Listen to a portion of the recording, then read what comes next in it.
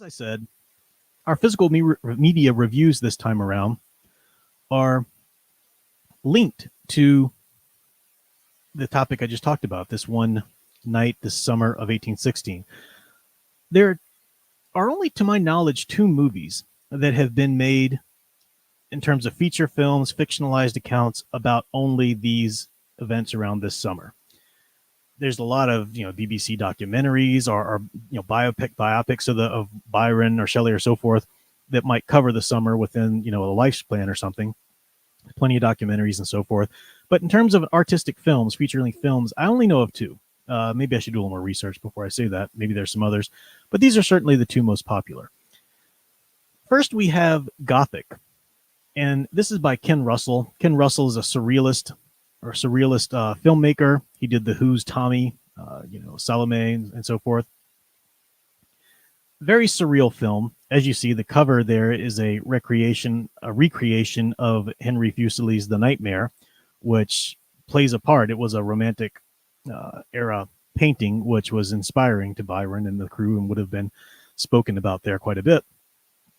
And it's a very surrealistic story about one night in particular, where you've got Lord Byron, Percy, Mary Shelley, Claire Clairmont, John Polidori, drug-fueled to the max, and they all decide to have a seance where they want to conjure up their greatest fears. And of course, these are fictionalized accounts. They're not all historically accurate. But I think in terms of explorations of the magnitude of this night or summer or whatever, I think they're pretty well done. Now, as I said, Gothic is a surrealistic take. You do want to know your references, or at least just kind of go with it and look things up. For example, at one point, Lord Byron is in his room and he's got this plaster cast of a mask, just this face mask, sitting on this pedestal, and it has Augusta underneath it. And he calls in one of his maids, Justine, come in here. And she comes in, immediately takes off all of her clothes, and he puts the mask on her face and then begins to kiss her stomach and so forth. And you'd be like, what the heck is going on here? But Augusta was the sister that he had a child with that he ran away from. And in his mind, he's like, oh, she's the love of my life. So he has this maid wear the face cast mask of his sister to make love to her, to pretend it's weird, it's trippy. The maid's name herself is named Justine, which is a famous work by the Marquis de Sade, very twisted, horrible work that Mary Shelley at one point is flipping through in the bedroom, and you see the illustrations, the highly sexualized, illustrations and terrorizing, torturing, murdering, raping, and so forth. So a lot of little, ins and references that maybe you won't catch all of them, but it's a good place to start. It's a great film if you don't mind a surrealistic take. If you want a little bit more of a traditional type film, a traditional story of what's going on that night, then there's A Haunted Summer, which came out just another year or two later. And this, of course, you see Eric Stoltz, Laura Dern, Alex Winter, Bill from Bill and Ted in Lost Boys. He plays John Polidori wonderfully. So the cast is amazing in both of these movies, but this is a great one. A little bit more of a traditional story, tells the story of the summer. This one in particular tries to treat Shelley as a bit more of just sort of a naive innocent, which he wasn't. But again, they're taking liberties with they're trying to tell a fictitious story, so they're going to take a lot of poetic license. I think both movies are pretty good explorations of what happened this summer. Now, I have, as you see, just the DVDs. And these are fine. I don't need a Blu-ray, as I've said, to movies that were made before things were shot in high def, because I want to see them as they would have been seen on the screen in those days. Now, the problem, though, is that these DVDs, to my knowledge, are all formatted full screen. Now, for you youngins, if you don't know what I'm talking about, full screen format and so forth, televisions, before we had these flat screen and HD televisions and whatnot, they used to be square. The screen of a TV was square. But of course, if you go to a movie theater, the dimensions of a movie theater screen are rectangle. And films were shot in a rectangle format. I'm just being very kind of basic here for you. I'm not going to use the numbers or the scales or anything like that.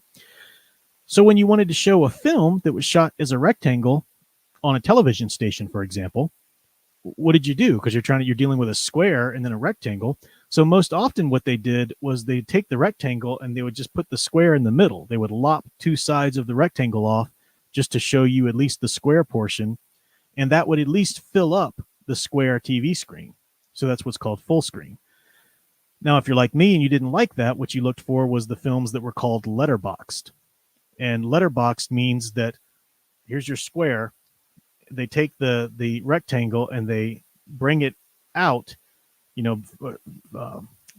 pan back enough so they can fit the whole rectangle within the square. But of course, that's going to leave you with two large black spaces on the top and bottom. They were called letterboxed movies. I prefer that. I prefer to see all of the mise en scene, everything in the composition that the director wanted me to see. I don't like lopping off the sides. But that was commonly done. Unfortunately, these DVD versions I have are full screen. They're lopping off parts of the screen. I don't like it. It's commonly done all the time. Today, it's not as big of an issue anymore because, of course, our televisions are rectangles and you can get different ratios and so forth. There is at least a Blu-ray version of Gothic, but it's a little pricey. And I didn't have the money to really go grab it just for this episode. I will eventually get it. It's on my Christmas list. But a good Blu-ray that is in full, you get the whole film dimensions that it was originally shot in. It has some cool special features as well. These are just basic DVDs. The movie's there. That's it. Maybe some subtitles. That's it. But I'm glad I have them because I'm glad I have at least a way to watch the original graininess, of it. And I will upgrade to Blu-rays when I can. I don't know if Haunted Summer off the top of my head has a Blu-ray available. I can't remember if it was just available but very expensive or if they haven't actually made a Blu-ray of that yet. I don't know. I have to look into that. So that's my physical media review. I wanted to talk about some movies that are related to our main topic that you can check out. These DVDs are easy to get. They're not expensive. Used sellers, whatever. You can find it online. And I think the movies are available on some streaming services as well, and certainly available to rent. So look up Gothic or Haunted Summer if you want to see some films about this profound, disturbing night or this summer that I say truly did change culture. So that's all for that. We'll be back with our last segment in a moment.